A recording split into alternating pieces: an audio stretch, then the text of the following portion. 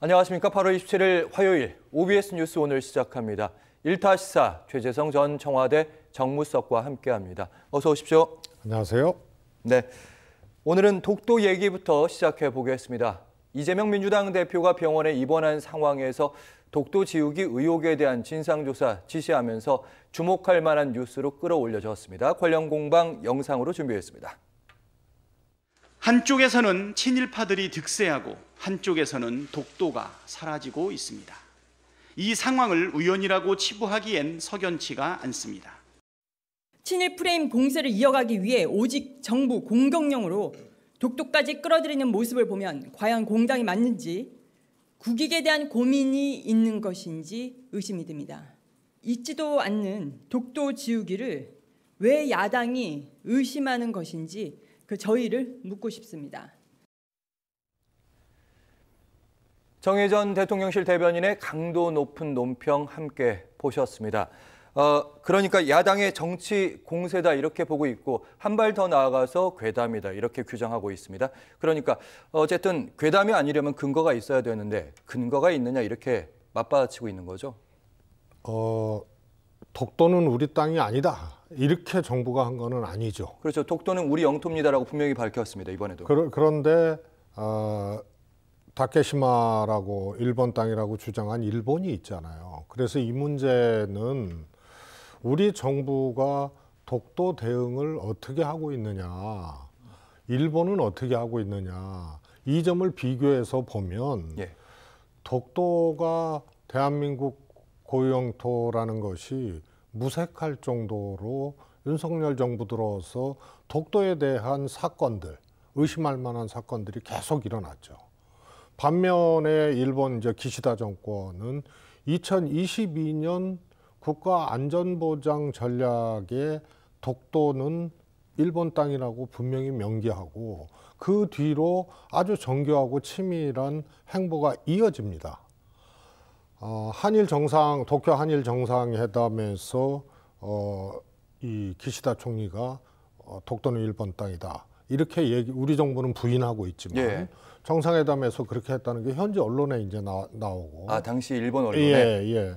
그 다음에 그 국가안전보장 백서가 나온 후로 그해 11월에 이 ICJ 국제사법재판소에 일본 외무상이 또 방문을 하게 되고요. 일본 국회에서 독도는 일본 땅이라고 분명히 하게 됩니다. 그리고 매년 발간되는 외교 청서라든가 국방 백서에도 이제 일본 땅이라고 이제 버젓이 매년 명기하기 시작하거든요. 그렇죠. 말과 행동으로 둘 다 영토 약을 보이고 있는 거죠. 아니 근데 이게 일련 행동, 특히 사법재판소 ICJ 방문 같은 경우는 매우 주목할 만한 일이고요. 정상회담에서 기시다 총리가 이 문제를 거론했다면 이건 훨씬 더 심각한 문제죠. 그런데 반면에 우리는 민방위 사이버 교육 백서에서도 일본해라고 명시를 했죠. 그 다음에 우리 군인들 정신교육 자료에도 분쟁 지역, 쿠릴 열도 등과 같이 분쟁 지역으로 이렇게 해버리고. 작년 말에. 그 다음에 외교부 사이트에도 이것이 독도를 제외 우리 대한민국 공간. 다시 말해서 일본 대사관이나 주미 대사관이나 이런 걸로 표기를 해버렸어요. 그다음에 아시다시피 이제 지하철의 독도 조형물 철거 사건이라든가 이런 것들이 쭉 이어지고 있는 거죠. 그런데 이제 주목할 것은 소위 말해서 이제 이런 일본은 자기네 땅, 우리는 우리 땅이라고 주장하는 이것이 근데 실효적으로 우리가 점유를 하고 있거든요. 그런데 독도는 우리 땅이라는 것을 끊임없이 홍보하고 작업하지 않으면 이런 것들이 다 근거로 남아서 나중에 ICJ나 이런 데로 넘어가게 되면은 대통령이 어떤 행동, 어떤 독도에 관련된 언어를 취했는가, 그다음에 이 해당국의 행보가 어땠는가, 이런 것들이 굉장히 중요하게 작용을 하는 거예요. 그런 점에서 우리 영토인 독도에 대한 이 정부의 대응이 독도를 사실상 빼앗기는 수순, 이걸로 가고 있는 것이 아닌가라는 우려를 할 만한 충분한 이제 근거들이 있는 거죠. 네. 그래서 이건 독도는 대한민국 땅이 아니다라고 일본 거라고 우리가 주장했다는 뜻이 아니고 예.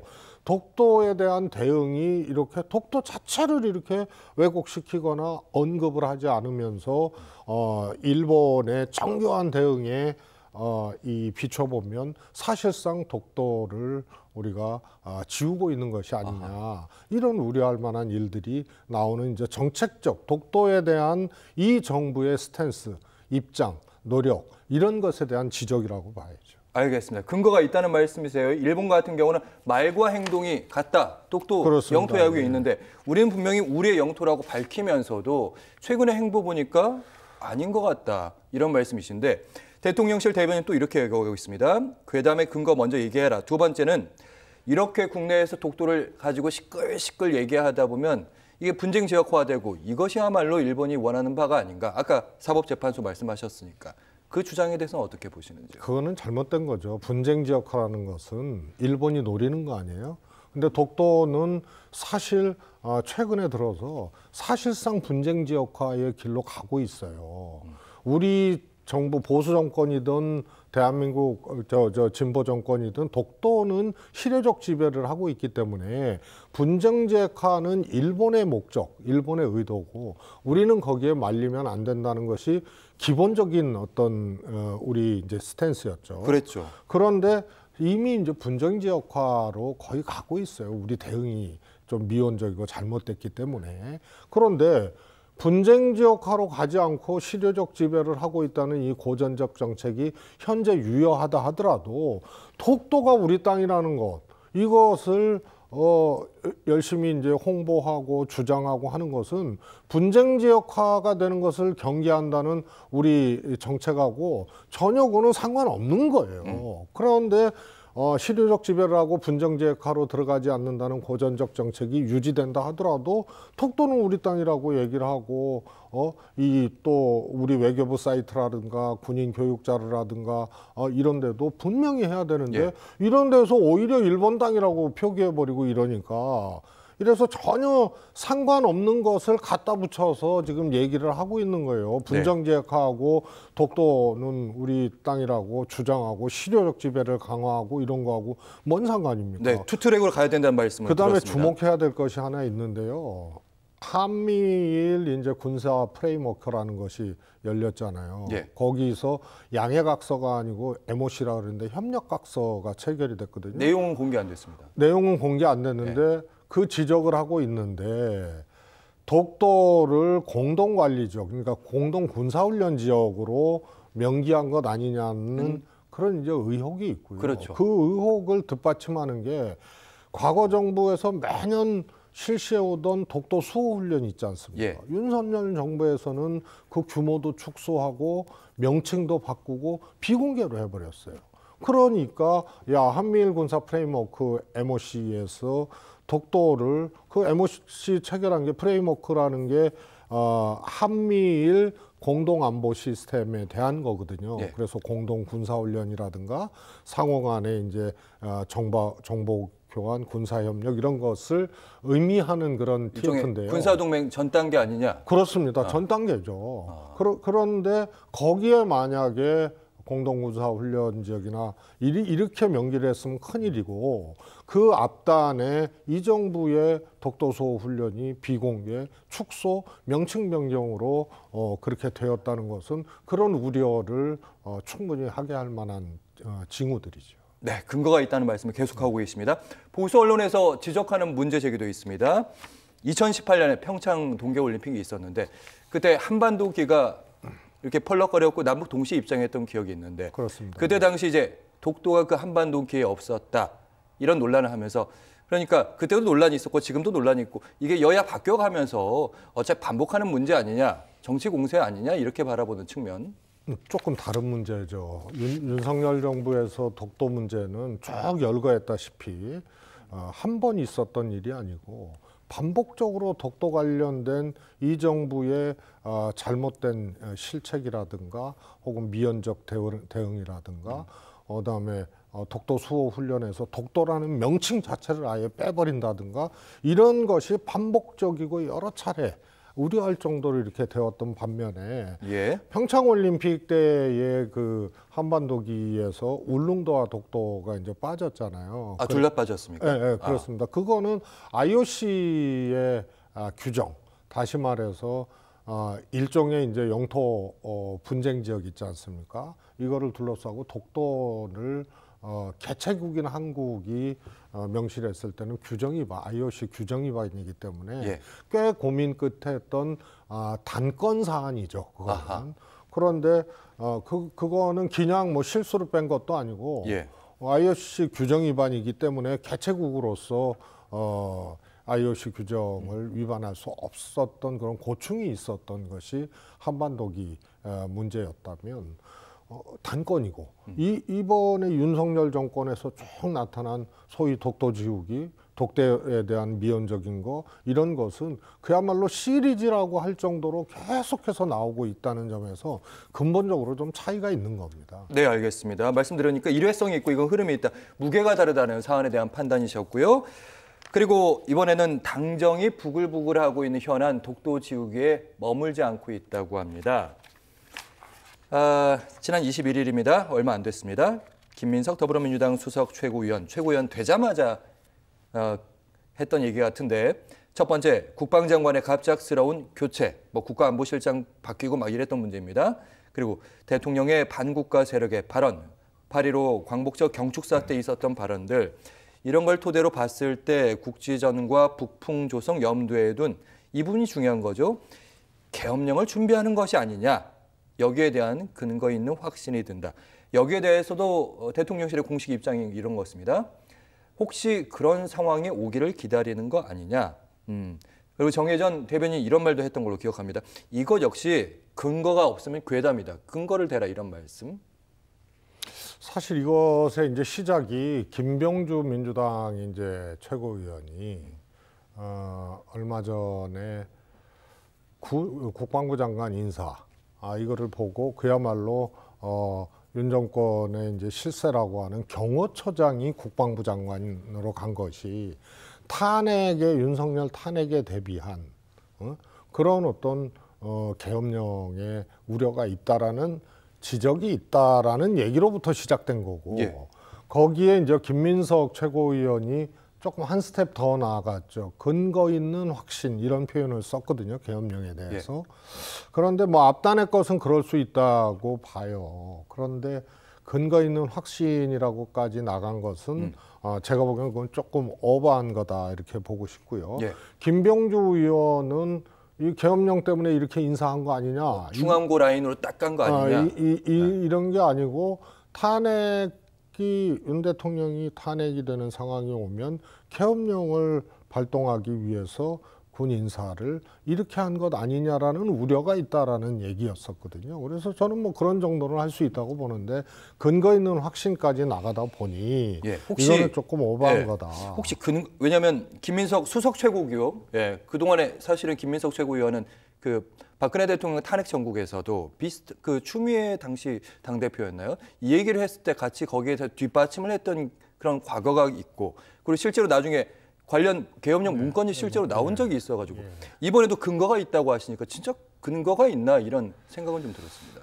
저는 만약에 그게 있다 하더라도 대통령의 머릿속에 있는 것이지 그런 근거가 확정적 근거가 어디 있겠어요. 그러나 정황이 군 인사라든가 대통령의 반국가 세력과 투쟁해야 된다는 거라든가 도처에서 반국가 세력이 압박하고 있다라든가 이런 것들 특히 국방부 장관 인사는 납득이 안 가는 거 아니에요? 옛날 차지철 시대로 돌아가는 것도 아니고 그래서 문민정부 이후의 경호처장은 경호처와 경호실로 그 크기가 이제 줄어들고 또 커지고 이렇게 왔다 갔다 했습니다만 경호처장이 군 출신이라고 특히 문민 통제해야 되는 군의 경호처장이 국방부 장관으로 간다. 이거는 문민정부 이후로는 이 불가능한 상상이거든요. 그런데 하여튼 갔어요. 그다음에 최성병 특검이라든가 이런데 경호처가 통화 기록에도 나오고 김용현 처장이 이 움직이는 근거들이 통화 기록상 나오잖아요. 맞아요. 국방장관 통화였던가. 그래서 실세는 실세예요. 윤 대통령의 측근 중에 측근이 경호처장인 건 맞는데 그 경호처장을 위해서 국방부 장관으로 경호처장을 내정하고 인사를 그렇게 했다는 거는 이건 완전히 군사 독재 시대에도 보기 어려운 그런 장면들이죠. 그러다 보니 이제 계엄령 문제까지도 이렇게 간 것이 아닌가 싶습니다. 가정에 가정을 다하다 보니까 너무 간 거 아니냐 이런 말씀하시는 거예요, 지금? 저는 김민석 최고의 말은 좀 한 스텝 더 나간 거죠. 근거 있는 확신이라는 표현을 썼거든요. 근데 그 근거가 있다면 대통령 머릿속에밖에 없기 때문에 근거가 있을 수가 없어요. 알겠습니다. 이번에는 당정 관계에 대해 주목해 보도록 하겠습니다. 의정 갈등 문제 이거 어떻게 푸느냐, 의료 붕괴까지 가는 거 아니냐 최근에 논란이 많은데 해법을 제시하면서 당정 간에 이번에 엇박자가 나타나고 있다고 합니다. 국민의힘에서 이렇게 하고 있습니다. 그러니까 올해 내년에도 의대 증원이 있는데 내후년에 의대 증원 또 한 번 될 텐데 그거는 내후년 거는 좀 유예를 해보도록 하자. 이렇게 얘기하도록 하고 있습니다. 그러니까 국민의힘의 제안에 대해서 대통령실은 이렇게 얘기하고 있습니다. 사실상 거부다.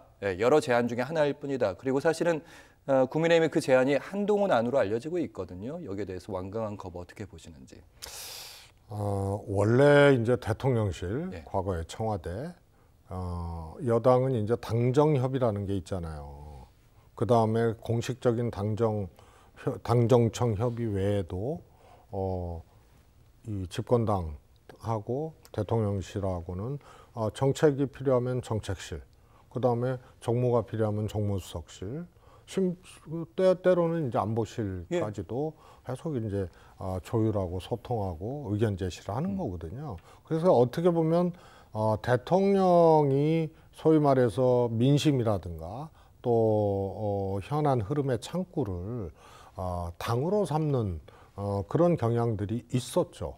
왜냐면 환경이 다르거든요. 대통령실은 갇혀 있다고 보면 당이라는 것은 표를 먹고 지지율을 먹고 사는 데니까 늘 민심의 동향에 예민할 수밖에 없고, 그래서 제가 대통령실과 당사는 온도도 다르고 환경도 다르고 문화도 다르고 사람도 달라진다.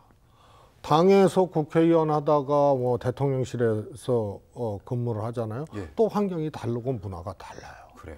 그런데 유난 갈등이 있고 이것이 전당대회 과정을 거치면서 더 고립해이고 돌아올 수 없는 다리를 건넜다라는 표현까지 나올 정도로 대통령과 여당 당대표 한동훈 대표의 정치적 갈등은 정말로 이거 회복하기 어려운 것이라고 진단들을 하고 있잖아요. 그러니까 사실은 당의 이야기에 정부 대통령이나 대통령실이 귀를 기울이지 않는 것이 더 이제 심해진 거죠. 그 다음에 창구도 이상하잖아요. 왜 이거를 대통령과 직접 소통하거나 아니면은 대통령실에 정책실 등등등 혹은 당정대 회의 이런 거를 통해서 충분히 우려와 의견을 전달하고 바로 대통령실로 갈 수가 있는데 이걸 왜 총리를 통해서 해요? 맞아요. 그래서 이거는 어떻게 보면은 중간 도매상을 한 번 더 거친 거거든요. 그래서 그럴 필요가 없는 유통 과정이어야 돼요. 그 다음에 이 정도의 문제면은 당정대, 당, 정부, 대통령 회의 있지 않습니까? 총리가 나오고 대통령실에는 뭐 제가 청와대에 있을 땐 정무수석, 정책실장, 안보실장 이렇게 나가고 그 다음에 뭐 당에서는 대표, 원내대표 이렇게 사무총장 이렇게 나왔는데 이런 회의에서 이걸 다루거나 아니면은 요것만 굉장히 중대한 문제 아니에요? 의료대란 문제는 요것만 따로 해서 당정대 회의를 통해서 다룰 수도 있는 거고요. 당대 집권여당 한동훈 대표가 필요하다면 이게 위중한 사안이고 필요하다면 이건 대통령을 직접 만날 수도 있는 거고요. 근데 이런 창구도 이런 방법도 다 막혀 있고 시도도 하지 않는다는 반증입니다. 통로가 먼저 총리, 이 한덕수 총리를 통해서 전달했다는 것 자체가 집권여당 당대표가 무한 책임을 지는 당대표인데 여기가 무슨 민원인이 아니잖아요. 그래서 이 통로도 매우 이례적인 거다. 그래서 기대하기 어려운 당정대 관계, 당과 대통령실 관계가 이번에 여실히 노정된 거다. 네, 윤석열 대통령과 한동훈 대표의 관계가 이상 기류가 이런 데서도 노출된다 이런 말씀이셨는데요. 오늘 그리고 당에서 김상훈 국민의힘 정책위의장이 정부 입장에 좀 유연하다는 강조했는데 이런 말입니다. 이렇게 방금 말씀하신 당과 용산 대통령실이 조금 이견이 많은 거 아니냐 이러니까 특히 윤한 갈등이 있는 거 아니냐 이런 거죠. 2026년도 의대 정원 의료계에서 합리적인 대안을 제시하면 충분히 같이 조정 협의할 용의가 있다는 것이 정부의 입장. 맞습니다. 사실 정부는 그동안 원래는 2,000명 증원 절대 한 명도 못 뺀다 이런 입장이었는데 1,500명 됐고요. 그다음에 의료계랑 이제 터놓고 얘기해보자. 여기까지는 왔습니다. 근데 이번 건은 의대 정원을 보류하자는 것만큼은 안 되는데 이런 얘기인 겁니다. 그랬더니 어쨌든 국민의 여당 핵심 관계자 이렇게 얘기했습니다. 용산은 지금 의료 공백이 별 문제가 없다는 인식이다. 어쨌든 한동훈 대표뿐만 아니라 최고위에서도 고민과 고민 끝에 증원 보류라는 내후년 증원 보류라는 안건을 던졌는데 이거 이렇게 바로 거부하면 당이 뭐가 되고 지금 상황이 아까 최재성 전 정무수석께서 말씀하셨지만 이 민심의 뜨거움을 모르는 거 아니냐 이런 진단 어떻게 보시는지? 저는요 네. 정부에서 의료계에서 합리적인 안 갖고 와라. 그러면은 그전에 대통령도 그렇게 말씀하셨잖아요.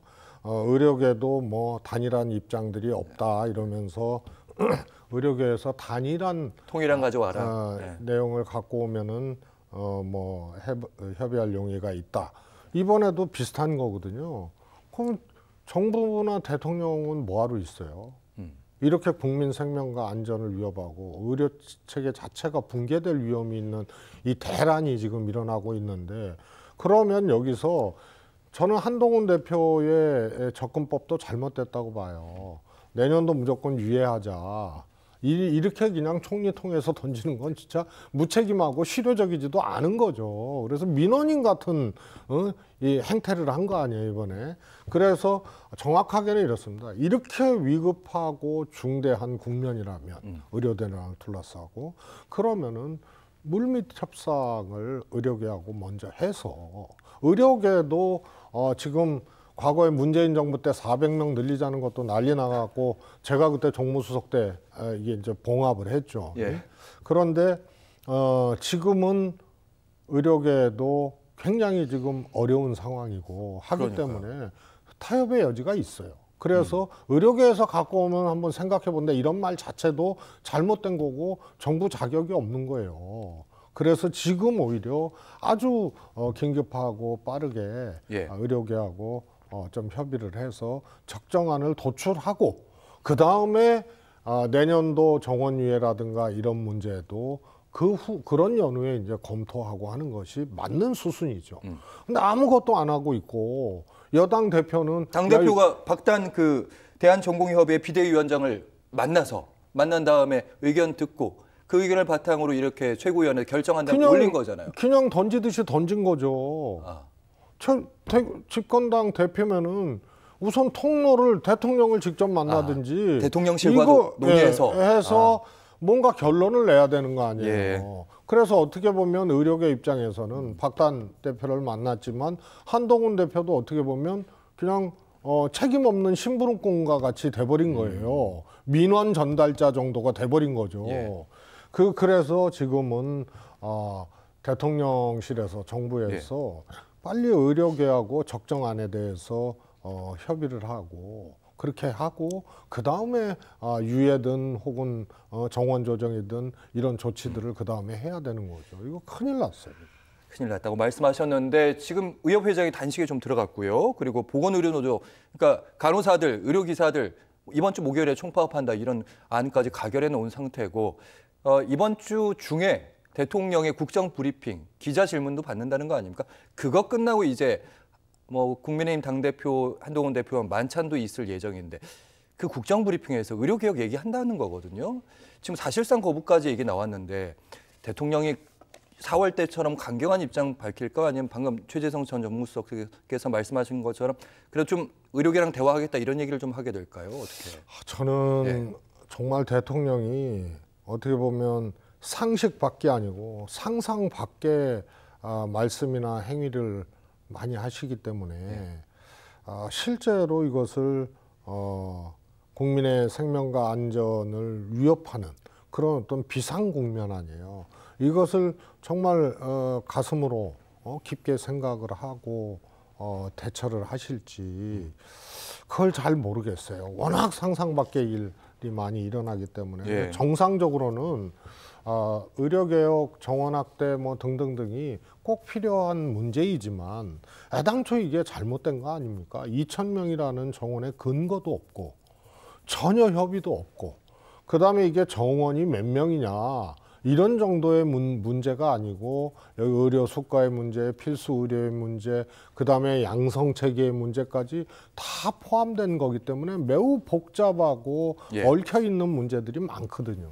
그런데 이거를 정말로 뭐랄까요? 굉장히 단순하고 무지하고 그다음에 너무 이렇게 심하게 한 거죠. 그러다 보니까 해결책들이 안 보이고, 근데 지금 만약에 이게 해결책들이 안 나오면은 그러니까요. 정말로 문제가 있습니다. 이제 간호법도 마찬가지거든요. 그래서 지금 의료 대란이라는 게 세 가지 측면에서 크게 나오는 거예요.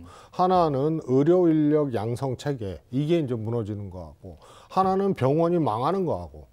지금 병원들이 이제 문 닫는 병원들이 지방에서부터 이제 일어나거든요. 간호사들 지금 일자리 없다 그런 얘기도 있고. 그리고 실제로 지금 대학병원도요. 예.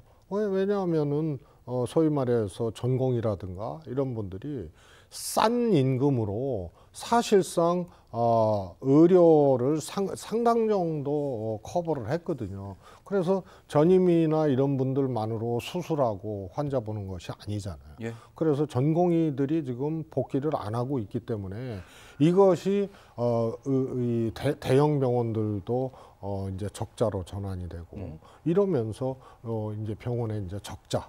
또 문 닫는 병원 이런 것들이 하나 있고요. 하나는 이제 현재 실제로 국민들의 의료를 담당할 수 있는 실제 인력들 있지 않습니까? 예. 그게 이제 전공의들 이런 분들이거든요. 이런 분들이 돌아오지 않고 있고 거기에 이제 간호사 파업까지 하게 되면 지금 전임의들하고 간호사들이 정말 엄청나게 지금 이 혼이 빠질 정도로 지금 전공의의 공백을 메꾸면서 하여튼 지금 그렇게 근근히 방어해 가고 있는 거 아니에요? 지금? 알겠습니다. 그런데 간호사 파업까지 만약에 되게 되면 요 세 가지 측면에서 지금 위기고 대란이라는 거예요. 알겠습니다. 사태 이미 커졌다. 지금 꼭 풀어야 된다. 이런 말씀을 들었습니다. 이번에는 지금 국회에서 운영위원회가 열리고 있습니다. 국회 운영이 쉽게 생각하시면 이제 대통령실 주요 인사들을 상대로 여러 가지 현안 질의를 하게 됩니다. 오늘 보니까 뭐 신원식 새로 임명된 신원식 국가안보실장부터 시작해서 국가안보실의 실세라는 김태우 차장도 나왔고 그리고 성태윤 정책실장 뭐 상속세 얘기하면서 방금 전까지 열띤 토론하던데 다양한 현안들이 얘기되고 있기는 하더라고요. 어떤 현안들 주로 논의될 거라고 보십니까? 우선은 이제 김 여사 관련된 것이 일단은 제일 뜨겁고 큰 내용이 되리라고 보고요. 그래서 명품백 이제 무혐의 처리되고 뭐 이런 과정들 있지 않습니까? 예. 그 다음에 이제 관사 증축, 대통령 관사 증축 과정, 뭐 이런 게 이제 민주당에서는 만약에 그것이 사적인 영향력이 동원돼서 예. 관사 증축 과정에서 부당하게 업체가 선정되거나 이랬으면 그걸 국정농단으로 보는 거거든요. 그래서 과거에 이제 청와대 안 들어가고 대통령실 소위 말해서 이전하겠다 해서 지금의 용산이 됐잖아요. 예. 그때도 했던 그런 이제 의혹들이 있었어요. 수의계약 의혹과 또 김 여사 관련된 그런 이제 업체, 무자격 업체 뭐 이런 이제 의혹들이 있었는데 네. 대통령실이 투명하게 공개를 안 하고 있어요. 예. 그래서 역시 이것도 김 여사 관련된 것이 운영이 현안 질의에 조금 핵심적인 것이 아닌가 싶습니다. 네, 여기 보안에 관한 얘기 제가 질문 이제 드릴 건데 자료를 좀 보면서 말씀을 드릴 건데 그러니까 관저 불법 증축에 관한 얘기입니다. 그러니까 흔히 구글 사진으로 봤나 봐요. 네. 예. 예, 언론도 그렇고 민주당에서도 그렇고 검증을 해봤더니 그전에 없던 대통령 관저 내 건물이 3곳이 늘었고 아니 구청 허가도 없고 부동산 등기도 없고 갑자기 등장 그리고 말씀하신 것처럼 뭐 감리업체, 시공업체 다 김 여사랑 관련된 업체들 아니냐 이렇게 의심하고 있는 건데 대통령실의 대답이 이 보안 시설을 말씀드리기 뭐 이해가 가는 측면이 있습니다. 예. 근데 보안 시설이라도 좀 보안에 대해 뭐랄까 비밀인가 취급을 가진 국회의원들 있잖아요. 설명을 충분히 할 수 있지 않을까? 언론에서 공개하지 않도록. 예. 예. 보안 시설이라 하더라도 다 할 수 있죠. 그리고 뭡니까? 우리가 이제 국가 정보 시스템, 이제 국정원이라든가 합참이라든가 뭐 이런 데서도 보안 시설 다 국회의원들이 또 가서 참관도 하고 점검도 하고 예. 다 그러는 거거든요. 예. 그래서 우선은 이제 저건 두 가지잖아요. 없었던 건물 3개가 생겼다. 그런데 인허가 흔적이 없다. 뭐 그거는 밝히면 돼요. 그렇죠. 대통령실에서. 예. 보안 시설 아니라 할아버지라도 설명해 주면 되거든요. 예.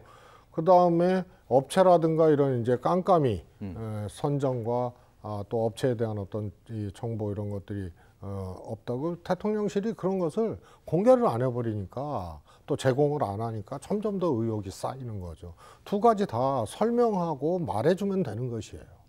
알겠습니다. 설명할 부분을 안 하다 보니까 감추다 보니까 의혹들을 키우는 거다 이런 말씀 마지막 말씀으로 들었습니다. 최재성 전 정무수석과 함께했습니다. 말씀 잘 들었습니다. 고맙습니다. 감사합니다.